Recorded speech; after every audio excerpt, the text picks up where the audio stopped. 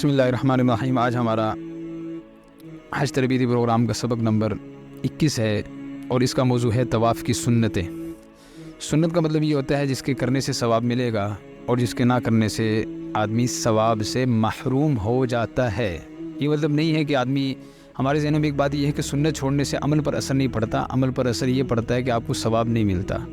ہاں، حکم کے اعتبار سے آپ گناہگار نہیں ہوتے، لیکن گویا کہ سنت کا چھوڑنا آدمی کے عمل پر مؤثر ہے۔ آدمی سنت چھوڑتا ہے تو اس کا ثواب ختم ہو جاتا ہے، ثواب کم ہو جاتا ہے، اور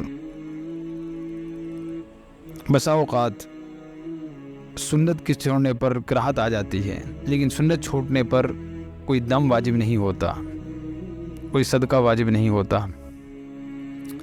تو طواف کی 10 سنتیں ہیں۔ طواف کی پہلی سنت یہ ہے کہ جس طواف کے بعد سعی ہو، جیسے عمرے کا جو ہم طواف کرتے ہیں اس کے بعد سعی ہوتی ہے، لازم ہے، یا حج کا طواف زیارت ہے اس کے بعد سعی ہے، لیکن یہاں 2 فرق ہیں۔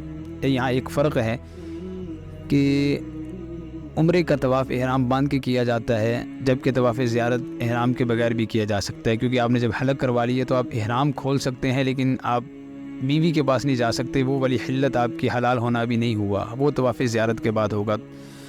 تو اگر وہ طواف زیارت آپ احرام کھول کے کرتے ہیں، اگرچہ اس کے بعد سعی ہے، لیکن اس طواف زیارت میں آپ استباع نہیں کریں گے۔ لیکن عام طواف اگر احرام کی حالت میں اگر آپ کریں گے، جیسے عمرے کا طواف یا طواف زیارت سے پہلے آپ نے احرام نہیں کھولا بلکہ طواف زیارت بھی احرام کے ساتھ کیا ہے، تو اس صورت میں احرام میں استباع کرنا سنت ہے۔ استباع کا مطلب دایاں کندھا ننگا کرنا، یہ سنت ہے۔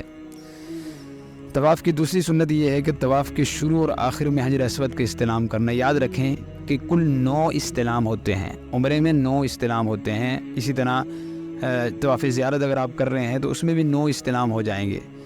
ایک ہوتا ہے پہلے ہر عمل سے پہلے، یعنی ہر چکر سے پہلے استلام، گویا کہ 7 چکروں کے ساتھ 7 استلام ہو گئے، پھر آپ 7 چکر کے آخر میں استلام کر کے آپ پیچھے جائیں گے، یہ 8 ہو گئے۔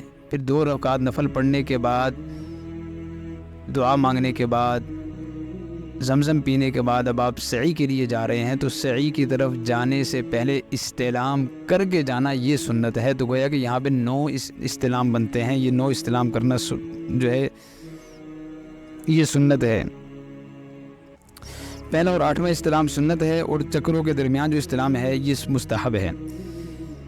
تیسری سنت یہ ہے کہ جس طواف کے بعد سعی ہو اس طواف کے پہلے 3 چکروں میں رمل کرنا، یہ اس طواف میں صرف سنت ہے۔ اگر آپ ویسے ہی مطلق طواف کرنے کے لیے مسجد حرام میں آ رہے ہیں، آپ نے عمرہ کر لیا ہے، آپ نے حج کر لیا ہے، آپ مکہ مکرمہ میں مقیم ہیں، آپ چاہ رہے ہیں کہ میں طواف کرنا چاہ رہا ہوں، تو آپ آگے طواف کریں گے، یہ طواف آپ نارمل طواف کریں گے، اس طواف میں استباع نہیں ہوگا۔ جیسے احرام والوں کو نیچے روکتے ہیں، تو اگر کوئی احرام والا جو ہے نیچے طواف کرنا چاہ رہا ہے اور وہ بلا عمرے کی نیت اور حج کی نیت کے وہ احرام باندھ کے نیچے، صرف احرام اس نے صورتاً باندھا ہوا ہے، عملی طور پر اس کے احرام کا کوئی تعلق نہیں ہے، تو اس صورت میں اس کو استباع کرنا بھی لازم نہیں ہے، کیونکہ وہ عمرے کا طواف کر ہی نہیں رہا۔ تو عمرے کے طواف میں رمل لازم ہے، اور حج کے طواف میں رمل کہتے ہیں پہلے 3 چکروں میں کندھوں کو ہلانا، یہ سنت ہے۔ اور چوتھی سنت یہ ہے کہ طواف کے آخری 4 چکروں میں رمل نہ کرنا، یہ سنت ہے۔ اور 5ویں سنت یہ ہے کہ طواف کے شروع میں حجر اسود کا استقبال کرنا، یعنی حجر اسود کی طرف منہ کرنا، اور بعد کے 6 چکروں میں حجر اسود کی طرف منہ کرنا، یہ مستحب ہے، سنت نہیں ہے۔ اور 6ٹھی سنت یہ ہے کہ طواف کے شروع میں حجر اسود کے استلام کرتے ہوئے استقبال کے وقت تکبیر کہتے ہوئے ہاتھوں کو تکبیر تحریمہ کی طرح کان کی لو تک اٹھانا اور ہتھیلیاں حجر اسود اور بیت اللہ کی طرف رکھنا، یہ سنت ہے۔ اور 7ویں سنت یہ ہے کہ طواف کے بعد اگر سعی کرنی ہو تو سعی سے پہلے استلام کرنا، جس کی میں نے تفصیل آپ کو دوسرے نمبر کی سنت میں بیان کر دی ہے۔ اور 8ویں سنت یہ ہے کہ طواف کے دوران آرام اور اطمینان کے ساتھ چلنا، یہ سنت ہے، بھاگنا کوئی ضروری نہیں ہے۔ بہت سے لوگ بہت تیز بھاگ رہے ہوتے ہیں، وہ اس لیے کہ شام کو انہوں نے شمار کرنے کے میرے 15 طواف ہو گئے، میرے 10 ہو گئے۔